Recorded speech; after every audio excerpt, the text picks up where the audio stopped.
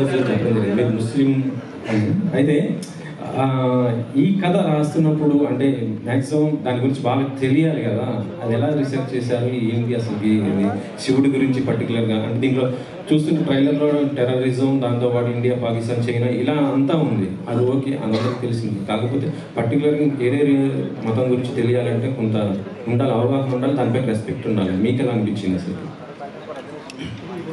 రాబోనండి, ఆ రెస్పెక్టే ఈరోజు నన్ను ఇక్కడ కూర్చోబెట్టిందని మనస్ఫూర్తిగా నమ్ముతున్నాను. ఆ రెస్పెక్ట్ లేకపోతే దాన్ని నేను అర్థం చేసుకోలేకపోతే వాళ్ళకి వివరంగా చెప్పలేను.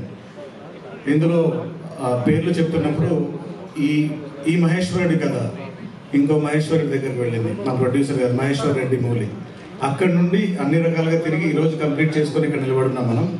మీరు డెఫినెట్గా చూసినప్పుడు ఏదైతే మనం చూపించి కన్విన్స్ చేయగలుగుతామో అంతవరకు డీసెంట్గా తీసుకొని కన్విన్స్ చేసాము. మిగతాది థియేటర్లో ఆ పాయింట్ ఎందుకు కనెక్ట్ చేసాము, డివోషన్ అనేది మిగతా అక్కడ చేసుకోవచ్చు. ఓకే, ఒకసారి అది